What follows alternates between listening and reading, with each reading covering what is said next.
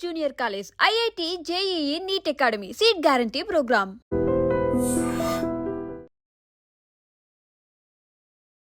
కాదు ఈ సాంగ్స్ మొన్న ఒక సాంగ్ వచ్చిందండి మీది బాగా ఫేమస్ అయింది ఈ మధ్య ఎక్కడ పట్టినా అదే వింటున్నాం తాటి బెల్లం అనే సాంగ్ ఒకసారి పాడండి మీరు అది. అదే నేను అడగబోతున్నా నేను అది పాడాలంటే కూడా లిరిక్స్ నేర్చుకుందామని నేను పొద్దు నుంచి ట్రై చేస్తున్నా అసలు అది తెలుగేనా తెలుగుని మీరు ఏమన్నా ఇట్లా ఇట్లా కట్టి అట్లా కట్ చేసి ఒరకట్టు ఒక షాట్ అని అట్లా ఏమైనా కట్ చేశారు ఆ సాంగ్ ని అర్థం కావట్లేదు ఆ పాట పాడడానికి ఇంకొంతమంది తెలుగుని తెగులు పట్టించారు కదా అనే వాళ్ళు కూడా ఉన్నారు ఇప్పుడు సో ఒకసారి మీరు ఆ పాట పాడండి ఆ పాట వెనక ఉన్న అర్థము చెప్పండి నాకు బేసిక్గా అది ఏంటంటే మనకి ఒకప్పుడు జానపదాలు కానీ ఫోక్ సాంగ్స్ కానీ ఇప్పుడు అప్పట్లో మన అమ్మమ్మ వాళ్ళు మన తాతయ్య వాళ్ళు పొలాలకు వెళ్ళినప్పుడు వరిచేలికి వెళ్ళినప్పుడు పాడుకునే పాటలు అవన్నీ ఇప్పుడు జనరల్గా అందరం కూడా నార్మల్గానే పాడతాం ఆ కొంతమంది ఏంటంటే అప్పట్లో ఉన్న వాళ్ళు ఈ స్టైల్ కూడా ఉంది అది నేనేదో కొత్తగా సృష్టించింది కాదు నేను కూడా దేవకమ్మ అని ఇన్స్టాలో ఏదో ఒక ఇంటర్వ్యూ చూసినప్పుడు అమ్మ పాట ఇట్లాగే ఉంది తాటి బెల్లం ఐదరు అని ఉంటే నాకెందుకో నచ్చింది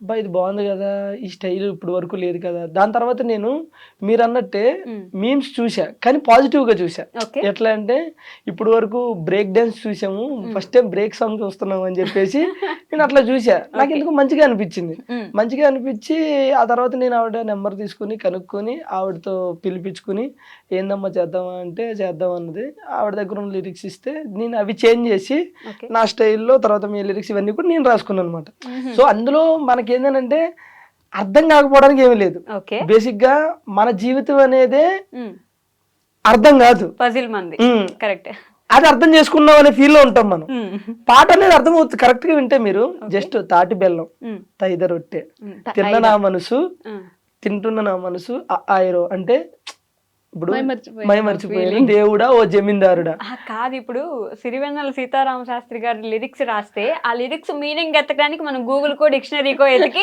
నేను అంత పెద్దోళ్ళేం కాదు నేను అంత జస్ట్ ఆవిడ స్టైల్ తీసుకుని మనం తాటి బెల్లం ఐద రొట్టె తాటి బెల్లం ఐద రొట్టె తీన నా మనస ఆయరో దేవుడో జందారుడా మళ్ళీ ఎన్నడొస్తావు నాయనో నారాయణ అంటే తాటి బెల్లాన్ని మధ్యలో చిన్న గ్యాప్ ఇచ్చి తాటి బెల్లం చిన్నప్పుడు లాగుతున్నారు అంతే చిన్నదంటే ఏదో ఇప్పుడు జనరల్ గా మనం మాట్లాడుకునేటప్పుడు కూడా కొంతమంది ఏంటి ఎలా ఉన్నావురా అనే దానికి కొంతమంది రివర్స్ మాట్లాడతారు రున్నావు లాయే అని చెప్పి మాట్లాడుతాను ఆ స్టైల్లో ఇది ఏంటంటే తాటి బెల్లాన్ని తాటి బెల్లం తైద రొట్టెని ఐద రొట్టె ఇలా బయట మాట్లాడుకుంటారు బయట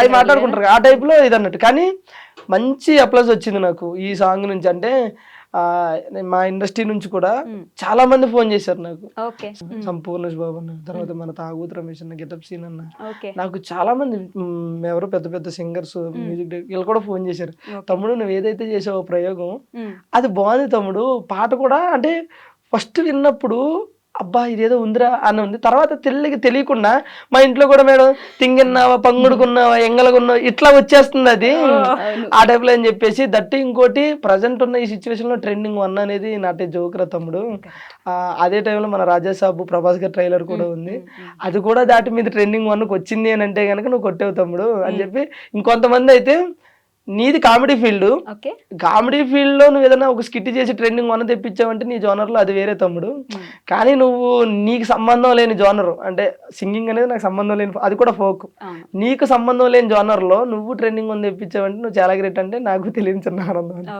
సాంగ్ విషయంలో నాకు బాగా అనిపించింది నేను ఆనందపడ్డది ఏంటంటే డ్రెస్సింగ్ చాలా బాగా అంటే పిచ్చి పిచ్చి నేను ఎవరికి తప్పు పట్టిన అది వాళ్ళ సాంగ్ స్టైల్ అయి ఉండొచ్చు పిచ్చి పిచ్చి బట్టలు వేసేసి మంచి సాంగ్ పెట్టినా కూడా తెలుగుదనం పోయిందే అని ఒక మిస్సింగ్ ఉండేది ఇక్కడ సాంగ్ నాకు అర్థం కాకపోయినా అంటే లాగుతున్నారు అది అర్థమవుతుంది ఒక 2-3 సార్లు వింటే అర్థమవుతుంది నిదానంగా బట్ కష్టపడాల్సి వస్తుంది సాంగ్ అర్థం చేసుకోవడానికి ఈజీగా రావద్దు యాక్చువల్లీ.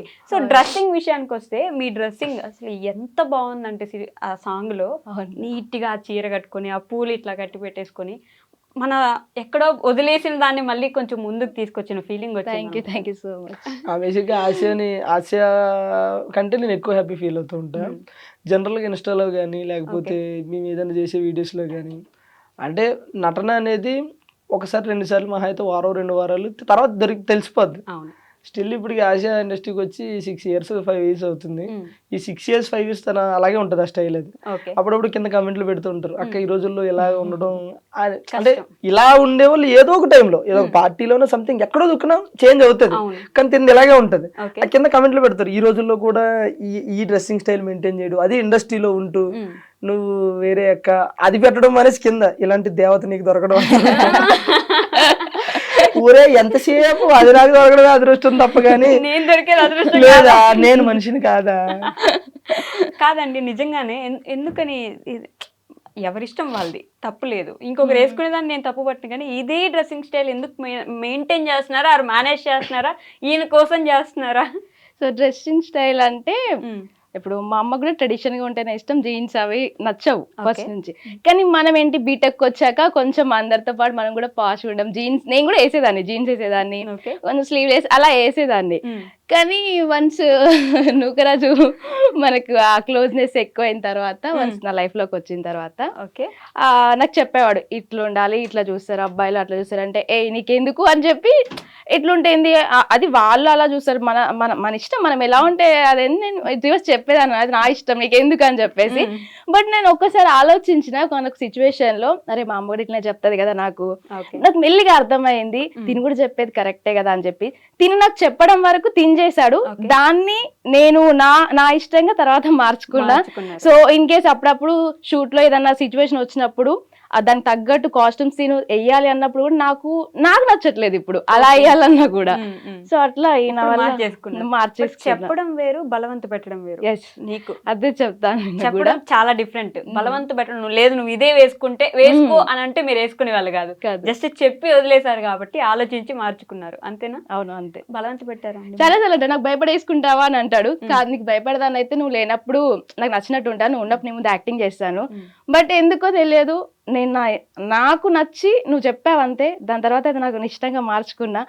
ఒక నీ ఇష్టం అనుకోవచ్చు, మా అమ్మ కూడా చెప్పింది, మా అమ్మకి నచ్చినట్టు అనుకోవచ్చు. సో మీ ఇద్దరు ఇష్టాలు కలిస్తే ఇలా ఉండడం కూడా మంచికే కదా అని చెప్పేసి నేను మార్చుకున్నా. ఇదే మన కోసం కాకుండా పక్కన వాళ్ళ కోసం కూడా మనకి నచ్చి మార్చుకోవడం అనేది గొప్ప విషయం. నాకు రిత్విక అని చిన్న జబర్దస్త్ చేస్తుంది కదా, తిన స్టూడెంట్ అన్నమాట. రిత్విక ఏమందంటే, అక్క అందరూ ఏమంటారు ఏదో అక్క అందరు ట్రెడిషన్ నుంచి ట్రెండ్ కి వస్తున్నారు, బట్ నువ్వు ట్రెండ్ నుంచి ట్రెడిషన్ కి వెళ్తున్నావు అక్క, గ్రేట్ అక్క. అంటే చిన్న పిల్ల నుంచి కూడా నేను కాంప్లిమెంట్ విన్నా అంటే నాకు చాలా హ్యాపీగా అనిపిస్తుంది. సో ఇందాక మీరు పాడిన పాట ఆవిడ లిరిక్స్ పాడారు కదా, సో మీ లిరిక్స్ పాడొచ్చు కదా మీరు ఇప్పుడు. నా లిరిక్స్ బాధపడకు బెంగపడకు, బాధపడకు బెంగపడకు, ఇట్లా పోయి అట్లా వస్తానే దేవకి నాన్న ఆశకి, ఇట్లా పోయి అట్లా వస్తానే దేవకి నాన్న ఆశకి. ఇప్పుడు ఆ లిరిక్స్ నార్మల్ గా పాడండి. బాధపడకు బెంగపడకు, బాధపడకు బెంగపడకు, ఇట్లా పోయి నేను అట్లా వస్తానే దేవకి నానాసకి. అది ఓకే. ఇప్పుడు చూడండి ఎంత ఈజీగా అర్థం అవుతుందో. మీరు అర్థమవుతుంది, నేనేమంటానంటే అర్థం అవుతుంది, కానీ అందులో ఒక యూనిక్నెస్ ఉండాలి కదా. ఇప్పుడు మనం ఏదైనా ఒకటి ఎంచుకున్నాం అంటే అది జనాలకి ఉండాలి, అట్లాగే అందులో ఒక స్పెషల్ ఉండాలి. ఇప్పుడు నేను ఇట్లా పాడాను అనుకో, ఇప్పుడు జనరల్ గా బాధపడకు బెంగపడకు ఇలా పోయి ఎలా వస్తానేనంటే రెగ్యులర్ గా పాట వచ్చింది అనుకుంటారు. ఇప్పుడు ఈ రోజు మీకు అది తిరిగింది మైండ్ లో, ఏమని ఏంది అసలు ఈ బాధేంటి బెంగ ఏంటి అనేది తిరిగింది అని అంటే యూనిక్నెస్ ఉంది కదా, అంతే. ఓకే. బట్ అదే కొంచెం డిఫరెంట్ గా ఉంటే జనాలు కూడా 4 సార్లు వినడానికి ప్రయత్నిస్తారు, అసలు ఏంటిదో అర్థం చేసుకుందాం ముందు. ఇంక విని తీసేయండి ఇన్స్టాలో అదే పాట, ఫేస్బుక్ లో అదే పాట, యూట్యూబ్ లో అదే పాట, తీసేయండి. బేసిక్ గా మేము సాంగ్ ఇంతకుముందు గుట్ట కింద గుంపు సెటిల్ చేసినప్పుడు అది సాంగ్ ప్రోమో ఇన్స్టాలో పెట్టిన తర్వాత ఒక 4 days 5 days ట్రెండింగ్ లోకి వచ్చింది. మేము పెట్టిన మార్నింగ్ పెడితే ఈవినింగ్ వరకు ట్రెండింగ్ లో ఉంది సాంగ్ ఇన్స్టాలో. ఇదేంది ఇట్లా ట్రెండింగ్ లో ఉంది అని చేసి తర్వాత ఇంకోటి మా 2 ఆడియోలు 3 ఆడియోలు ట్రెండింగ్ లో ఉన్నాయి. సెకండ్ డే తర్వాత చూస్తే మొత్తం 8 ఆడియోస్ ట్రెండింగ్ లో ఉన్నాయి. అంటే డిఫరెంట్ గా వేరే వాళ్ళు పెట్టుకుంటారు కదా, విలేజ్ ఫోక్ సాంగ్ సంథింగ్ అట్లా మొత్తం ఒక 8 ఆడియోస్ ట్రెండింగ్ ఉన్నాయి. అప్పుడు అనిపించింది ఓకే, జనాలకు కొంచెం ఏదైనా సరే డిఫరెంట్ గా ఉంటే నచ్చుతుంది.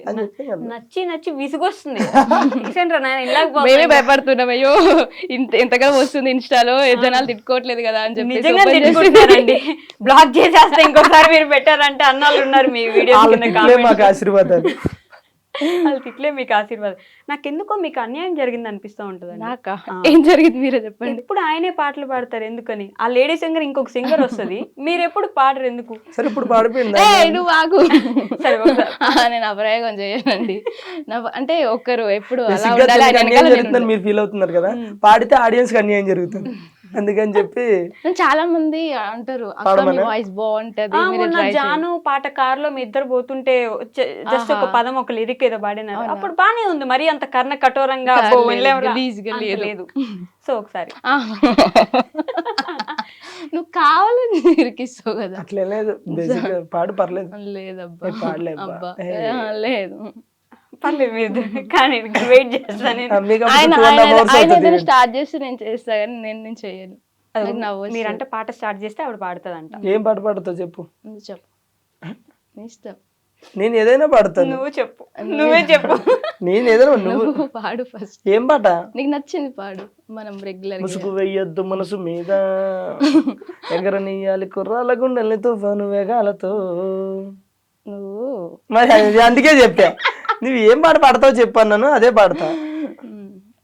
అబ్బా రాజు ప్లీజ్ ఏదో రాజు పాపం ఆవిడకి వచ్చిన నేను అదే పాట మీకు చెప్పండి. ఇప్పుడు మీకు వచ్చిన పాట నాకు తెలుస్తుందా? తెలియదు. నువ్వు 6 years నుంచి ఉంటున్నావు నీతోనా? అంటే నాతో ట్రావెల్ చేస్తున్నావు, నేను ఏం పాడతాను నా ఇష్టాలేంటి నీకు తెలియదు, బట్ నీకేం నచ్చుది, నీ ఇష్టాలేంటో నాకు తెలుసు. నాకేమైనా వచ్చి చెప్పు. నీకేం నచ్చుతుంది?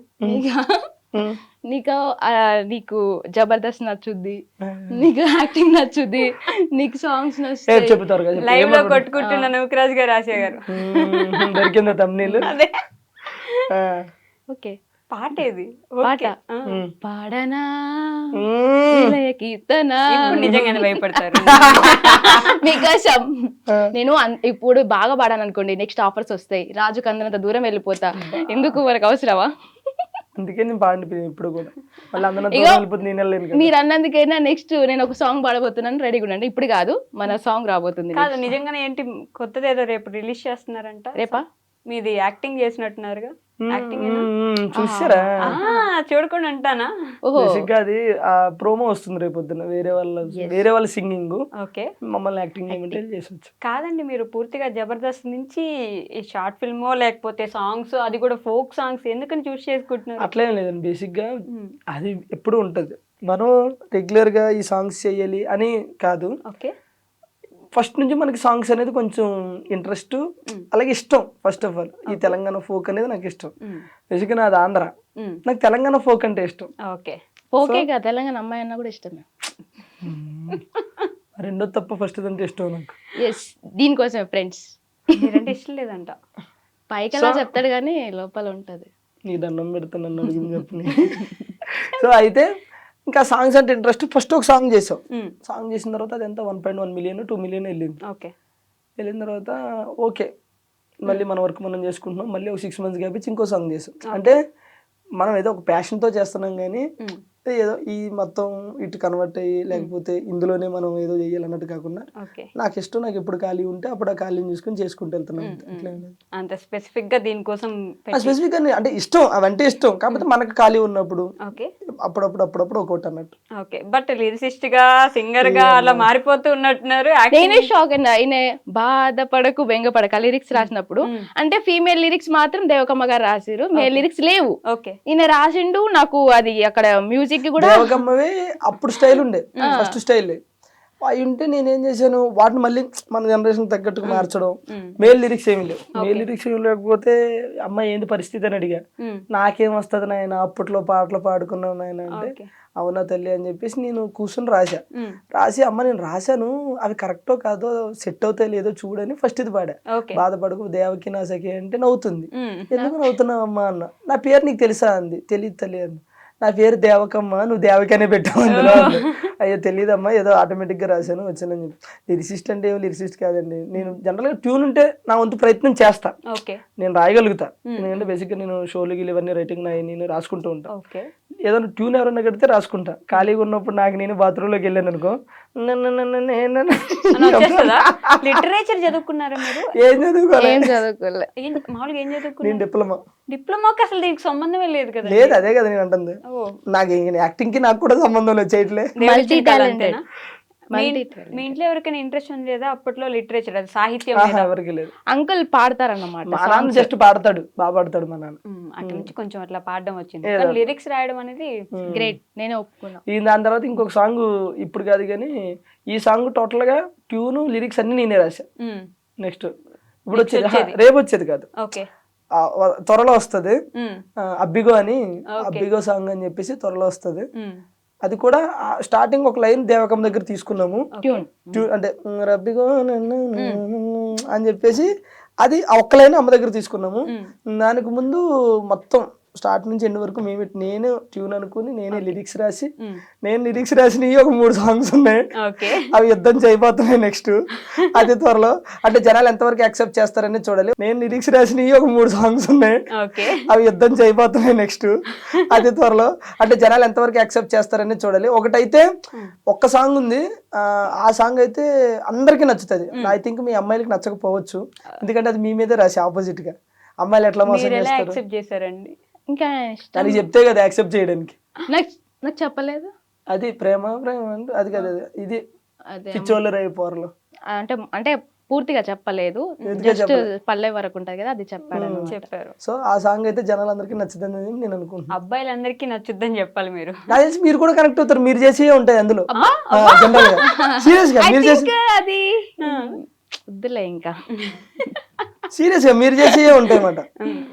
అలా అందరి మీద అందరు అమ్మాయిలు చేయరు అబ్బా, కొందరు జెన్యూన్ గా ఉంటారు, అలాగని అందరు అబ్బాయిలు పర్ఫెక్ట్ గా ఉంటారు. ఓకేనా, ఒక 2 లైన్లు పడతా సాంగ్, మీరు కనెక్ట్ అవుతారు చూడండి. ఒక అబ్బాయి అదే సాంగ్ లోనే డార్లింగ్ రీఛార్జ్ చేసి వచ్చిందా అన్నాను, అనగానే అమ్మాయి లవ్ యూ డార్లింగ్ అనగానే నేను పడిపోతాడు. అట్లా పడిపోగానే రీఛార్జ్ చేసేది ఒకడో మామ, సొల్లేయడానికి ఇంకొకడో మామ, డేటింగ్లు డ్రాపింగ్లు ఒకడో మామ, బీటింగ్లు డేటింగ్లు ఇంకొకడో, వద్దొద్దురా ఈ ప్రేమలొద్దురా వద్దొద్దురా ఈ ప్రేమలొద్దురా, ఈ టైప్ లో ఉంటది అన్నమాట. సో కాబట్టి జనరల్ గా లేడీస్ ఏం చేస్తారో అవన్నీ అందులో ఉంటాయి. ఏ అబ్బాయిలందరూ మంచి పద్ధతులు, ఓన్లీ వాళ్ళు సాంప్రదాయాన్ని శుద్ధ పూసలా, పూసలు కాకపోవచ్చు కానీ పూసలు మేము పూసలు అమ్ముకునే వాళ్ళమా, అది నేను చెప్పాల్సిన అవసరం లేదు, నేను చూస్తే అర్థమవుతుంది. అట్లానే కాలే కానీ అంటే ప్రజెంట్ ట్రెండ్ కి తగ్గట్టు. ఇప్పుడు మన రీసెంట్ గా కొన్ని ఇన్సిడెంట్లు చూసాం. ఒకప్పుడు 30 years పైబడినోడు గానీ లేకపోతే 20 years వచ్చినోడు గానీ పెళ్లి అప్ప ఇప్పుడు పెళ్లి చేసుకోవాలని ఉండేది. ఈ మధ్యన కొన్ని ఇన్సిడెంట్లు చూసిన తర్వాత పెళ్లి అంటే వద్దంటున్నారు. ఎందుకంటే పడుకున్నప్పుడు పీకలు కొడుతున్నారు, లెగిస్తే తలకాయలు బద్దలు కొడుతున్నారు. ఇక వాళ్ళైతే పిచ్చి పిచ్చిగా ఎంజాయ్ చేస్తారు ఈ సాంగ్. పెళ్ళి అంటే గుర్తొచ్చింది, మా ఖచ్చితంగా మిమ్మల్ని ఈ క్వశ్చన్ అడగబోతున్నాను, కొడతారు కాబట్టి. పెళ్లి ఎప్పుడు చేసుకోబోతున్నారు మీరు ఇద్దరు? త్వరగా మంచి సంబంధాలు రావాలి ఇద్దరికి. All the best. Thank you. Develop అయిపోయారు ఇద్దరు మరి. లేదండి బేసిక్ ఇలా ఎన్ని ఇంటర్వ్యూస్ లో చెప్తావని చెప్పేసి కళ్యాణం వచ్చినా కక్కు వచ్చినా ఆగదంటారు. అది వచ్చే టైం వస్తే అది వస్తుంది, అంతేగాని మీరు ప్లాన్ చేయట్లేదు. మనం ప్లాన్ చేస్తే ఏది అవ్వదు, చెప్తున్నాను కదా. మనం మీరు ఎప్పుడైనా సార్ లైఫ్ లో గుర్తుపెట్టుకోండి, ఒకటి మనం ప్లాన్ చేసి దాన్ని రీచ్ అవ్వాలంటే అవ్వలేదు. ఓకే, ఒక్కోసారి అనుకోకుండా అవుతాం. మీరు ప్లాన్ చేయకుండా అయినవి ఏంటలా మీ లైఫ్ లో? నేను ప్లాన్ చేయకుండా అయినవా ఏమీ లేవు, మరి ఇప్పటివరకు ఏమీ లేవు. ప్లాన్ చేసేయనియా? అట్లా కదా, అంటే ఈ వీటి గురించి నేను చెప్తుంది. ఓకే, నేను ఐ థింక్ నేను మనం రెగ్యులర్ గా ఏదైనా సరే కష్టపడితేనే మన దగ్గరికి వస్తా, అది వేరు. నేను అంటే ఇవి ఉంటాయి కదా, ఇప్పుడు మనం ఇల్లు కొనాలన్నా పెళ్లి చేయాలనుకున్నా అవి మనం ఏదో అనుకుంటాం, కానీ అది మనకు సెట్ అవ్వాలనుకున్నప్పుడు అవుతుంది. నేను ఒక టైంలో ఇల్లు కట్టాలని ఎప్పుడు మేము చిన్నప్పటి నుంచి అనుకుంటానే ఉన్నాం, కానీ అప్పుడు మా దగ్గర డబ్బులు లేక మేము కష్టపడలేక సో అది అక్కడ ఎప్పుడైంది అయినప్పుడే అయ్యింది, అయ్యింది. సో పెళ్లి కూడా అంతే. ఇప్పుడు మా పెద్దమ్మ అబ్బాయికి కానీ వాళ్ళకి కానీ పెళ్లి చేయాలని ఒక 40-30 సంబంధాలు చూశారు, కానీ ఎక్కడ సెట్ అవ్వాలి అక్కడే సెట్ అవుతుంది. పెళ్ళు ఇల్లు ఈ రెండు అవి అవ్వాలనుకున్నప్పుడు అవి అవుతాయి అంతే. ఇల్లు కట్టి చూడు, ఇల్లు కట్టి చూస్తుంది ఆల్రెడీ ఇల్లు కట్టి. నేను అదే అక్కడికే వెళ్తున్నా ఇప్పుడు. నేను బొప్పలపల్లి వెళ్తున్నారా? మీరు జబర్దస్త్ మానేశారు అనుకున్నాను, లేదు ఇక్కడ వేస్తున్నారు. నా నరాల్లో జబర్దస్త్ ఉంటది, నరాల్లో కొన్ని నరాల్లో సాంగ్లు ఉంటాయి అప్పుడప్పుడు. ఓకే, ఇందాక ఇంటర్వ్యూలో చెప్పినట్టు ఒక అమ్మాయి తన కళలను సాకారం చేసుకోవడానికి కష్టపడుతుంటే మంచిగా అనిపిస్తుంది అని చెప్పి, మీ ఇల్లు స్టార్టింగ్ లో అత్తగారి ఇల్లు అని చెప్పేసి ఒక రీల్ చేశారు, ఒక వీడియో. అది మా ఇల్లు, తర్వాత వాళ్ళ ఇల్లు కూడా చేశారు కదా, ఎందుకు చేయలేదు, చేశారు. మీరు సబ్స్క్రైబ్ చేసుకున్నారు. అబ్బా చూడకుండా ఫాలో అవ్వకుండానే మీరు చెప్పంగానే అవునా మీ ఇల్లు అంటాను అనుకున్నారా? మీరు ఆవిడది కూడా చేశారు. ఆ ఇల్లు చూసినప్పుడు మీరు ఇల్లు కట్టుకోవాలని, ఆ ఇల్లు ఎప్పటి నుంచో మీకున్న కోరిక అంటే ఫస్ట్ ఇల్లు కట్టుకోవాలి, ఇల్లు కట్టుకోవాలి, ఇల్లు కట్టుకోవాలి. ఆ ఇల్లు కట్టుకున్నప్పుడు చూసాను అనమాట ఎంత కష్టపడ్డారు దానికోసం. మీరు కష్టపడలే, మేస్త్రీలు కష్టపడ్డారు. పంపించేయండి సార్ ఇంట్లో, ఇంటర్వ్యూలో పంపించేయండి. అసలు పాపం ఎంత మంచిగా మాట్లాడుకోబోతున్నా. ఆడపిల్లలు మాట్లాడుకుంటే చూడలేరండి మీరు? చెప్పు నా గురించి, నా కష్టం దగ్గర చూసావు కదా, మాట్లాడుకోండి మీరు. అంటే ఇప్పటికీ కష్టపడుతున్నా. ఓకే, ఇప్పుడు కొంచెం ఫైనాన్షియల్ ప్రాబ్లం వల్ల హౌస్ వర్క్ అయితే స్టాప్ చేసిన, కన్స్ట్రక్షన్ స్టార్ట్ చేసి అంటే ఇంకో 6 months లో కంప్లీట్ చేయడం నా టార్గెట్. బట్ ఏమవుతుందో తెలియదు, ఎంతవరకు అవుతుందో ఇంతవరకు నిజమే చాలా కష్టమే.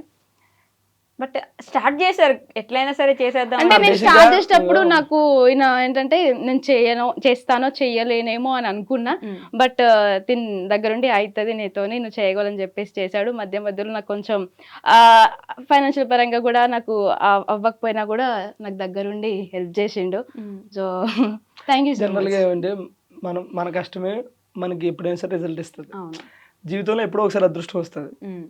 మనకి ప్రతిరోజు కష్టం మన వెనకాలే ఉంటుంది. సో దానికి అదృష్టం ఇల్లు రూపంలో వచ్చింది. బట్ నేను చెప్తున్నా కదా, మా జబర్దస్త్ మొత్తంలో అంటే మా బ్యాచ్లో, నేను మన ఆసియా ఈ బ్యాచ్లో అందరికంటే పెద్ద ఇల్లు ఎవరిదంటే దీనిదే. తెలిసి తెలియక అయిపోయింది, అది నాకు క్లారిటీ లేదు ఫస్ట్ ఆఫ్ ఆల్. ఓకే, అంత పెద్ద ఇల్లు బేసిక్గా మావన్నీ అంటే 2 double bedroom అట్లయితే వీళ్ళు 3 bedroom. ఓకే, సో తన కష్టం రీచ్ అవుతుంది. సో ప్రజెంట్ వెళ్ళేదారిలో అడ్డంకులు వస్తూ ఉంటాయి, చిన్న ఫైనాన్షియల్ ప్రాబ్లం, అవి కూడా సర్దుకుంటే అయిపోతాయి, ఏం లేదు, అయిపోతాయి అంతే. బట్ బాగానే కష్టపడి సంపాదించి కడుతున్నారు మొత్తానికి. నిజం చెప్తున్నా, పాపం కష్టాన్ని ఒకటే నమ్ముకుంటుంది అన్నమాట ప్రతిరోజు. అంటే సంపాదించాలంటే ఎలా అయినా సంపాదించచ్చు ఈ రోజుల్లో, అది మాత్రం. కాకపోతే పాపం తను యూట్యూబ్ అవి చేసుకుంటూ ప్రమోషన్లు చేసుకుంటూ కొన్ని ఈవెంట్లు వచ్చినా సరే తనకు కంఫర్ట్ లేకపోతే వెళ్ళదు. కొన్ని ప్రమోషన్లు వచ్చినా సరే కంఫర్ట్ లేకపోతే పోదు. ఓకే, అంటే నాకు నీడ్ ఉంది, వెళ్తే ఏమవుతుంది, చేస్తే ఏమవుతుంది అనే టైప్ కాదు. ఈ రోజు కాబట్టి ఇల్లు రేపు కట్టొచ్చు. మన ఏమంటారో ఆ సెల్ఫ్ రెస్పెక్ట్ అనేది ఒకటి ఉంటుంది, దాన్ని పోగొట్టుకోవద్దు, ఆ మనసును చంపుకొని వెళ్ళొద్దు అనే టైప్ మాట. సో అందుకని కష్టపడుతూ ఉంటాను. అదే వస్తుంది, అది కూడా కంపెనీ సక్సెస్ మీరు నేర్చుకున్నారే ఏంటి అలానే అనుకోండి. కాదండి, మీరు ఐ థింక్ శ్రీదేవి డ్రామా కంపెనీలో అనుకుంటా నా యాక్టింగ్ కెరీర్ నేను ఆపుకోవాల్సి వచ్చింది కొన్ని రోజులు అని అన్నారు అప్పుడు. నాకు ఇంకా గుర్తుంది. నాకు అదొక్క క్వశ్చన్ కి ఆన్సర్ కావాలి, ఎందుకని? మీరు ఇంటర్వ్యూకి వచ్చే ముందు అన్ని చూస్తారా లేకపోతే ముందు నుంచి అన్ని చూస్తున్నా? నేను అప్పటి నుంచి ఫాలో అవుతాను కాబట్టి గుర్తుంటాయి, ఇప్పటికిప్పుడు చూస్తే గుర్తుండవు కదా అన్ని. గుర్తుండవు కానీ ఎందుకు నాకు నమ్మకం రావట్లేదు. నమ్మకపోతే నేనేం చేయను. చాలా ఎక్కడ ఏం చెప్పారు చెప్పుంటారా మీరు అప్పటి నుంచి? నా వెనకాల తిరుగుతున్నట్టు నేనేం చేసినా చెప్పేటట్టున్నారు. ఇప్పుడు మీకు తెలియకుండా ఏం చేస్తున్నారు చూసుకోండి, మనకు అన్ని తెలుసు. చాలా మంది అనుకుంటారు పాపం రాజు వల్ల అని, అసలు రాజు వల్ల అయితే కాదు. నేను ఆగిపోవాల్సి వచ్చింది కొన్ని పరిస్థితుల వల్ల. అంటే అది చెప్పవచ్చు చెప్పకూడదు నాకు తెలియదు, బట్ టైం వచ్చినప్పుడు చెప్తాను అంతే. అంటే చాలా పెద్ద రీజన్. సరే ఏడవకండి మీరు ఇప్పుడు. లైక్ నాకే తెలియదు రీజన్, ఆగిపోవాల్సి వచ్చింది అంతే. ఇదేంటి మళ్ళీ అలానే ఉంటది. బట్ నేను తన టీంలో చేయడం ఇష్టం, తనకి చాలా ట్రై చేసిండు బట్ అవ్వలేదు. సో లైట్ అంతే. ఓకే, మనకి అది కాకపోతే ఇంకొకటి అంతే, అలా సెట్ అవుతూ వచ్చింది. నిజంగానే దేవుడు రాసి పెట్టినట్టున్నాడు కదా మీకు. అట్లా అది కాకపోతే సాంగ్స్ చేసుకో, సాంగ్ కాకపోతే ప్రమోషన్స్ చేసుకో, ప్రమోషన్ కాకపోతే ఇంకోటి చేసుకో అని చెప్పేసి ప్రమోషన్స్ బాగా చేస్తున్నట్టున్నారు. కష్టపడే తత్వం ఉండాలి కానీ ఎక్కడైనా బతకొచ్చు. ఓకే, నేను అడిగిన దానికి ఆన్సర్ చెప్పు. ప్రమోషన్స్ బాగా ఏముండదండి, ఏ వస్తే చేస్తా ఉంది. మేము ఎక్కువ యాక్టివ్గా ఉన్నాం సోషల్ మీడియాలో, ఒకవేళ ఉంటే మంచిగా వస్తాయి ప్రమోషన్స్. అట్లా లేదు, యాక్టివ్ బాగానే ఉంటాయి. అదే కదా, మనం 1 week ఉంటే తర్వాత మళ్ళీ గ్యాప్ తీసుకుంటాం. మళ్ళీ యూట్యూబ్ లో మీరు ఎంత కాన్స్టెంట్ గా ఎంత కంటిన్యూస్ గా వీడియోస్ పెడతారో తెలుసా? వామ్మో, నేను పెట్టట్లేదు ఈ మధ్య. నిన్న కూడా పెట్టినారు మిస్ యూ రాజు అని. అదే వీడియోస్ చేసుకున్నావు అయితే నువ్వు. ఇప్పుడు ఈ మధ్య పెట్టట్లేదు, ఫ్యాన్స్ కూడా ఫీల్ అవుతారు. అంటే నాకు ఉన్నారు కొంతమంది ఫ్యాన్స్, నన్నుగా ఇష్టపడే వాళ్ళు. అది దేవుడిచ్చిన. అట్లే సోషల్ మీడియాలో మీరు అన్నట్టు యాక్టివ్ గానే ఉంటాం కానీ ప్రమోషన్స్ అనేవి వచ్చినాయి చేస్తాం అంతే. కొన్ని కంఫర్ట్ లేకపోతే చెయ్యి. ఈ మధ్యలో ఎవరో అవి ఇవి అని అన్నా సరే నేను నాకు ఒప్పుకొని కొన్ని వస్తున్నాయా మీకు ఈ ప్రమోషన్లు కూడా మనల్ని మూసేపిచ్చే ప్రమోషన్లు ఏమైనా వస్తున్నాయా? వచ్చినాయి నాకైతే దగ్గరగా ఒక 5-6 వచ్చినాయి. అందులో ఒక 10-11 సార్లు పెట్టాడు దీని గురించి చెప్తారా అని చెప్పేసి ఆ పేరు చెప్పకూడదు కానీ అది నేను చేయనండి అని చెప్పి. ఓకే.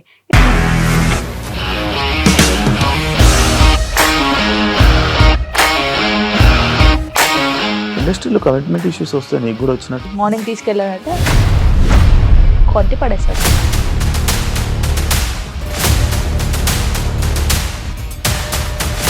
ఒక్కళ్ళు కూడా చూడలేదు ఈ సినిమా అని చెప్పడానికి కూడా చాలా ధైర్యం కావాలి. అది నిజం కదా, దాంట్లో ధైర్యం ఏంటి? ఇది నెక్స్ట్ డే ప్లేట్ మార్చేస్తే తప్పు కదా. As of now we're comfortable this అని నేను అనుకుంటున్నాను. రష్మిక గారిది మీది ఒకే ఊరు అంట కదా? నీకు కోపం వచ్చిందంటే బాగా తిట్టేత్తరా? తిట్టేద్దామండి. నిజంగా గేమ్ ని ఎలా చేంజ్ చేయగలిగారు? ఏపీఎస్ఎఫ్సి వాళ్ళకి 6 నెలల్లో నేను 6 లక్షలు కట్టా. బిజినెస్ చేయాలనుకుంటే it is as difficult as riding a tiger.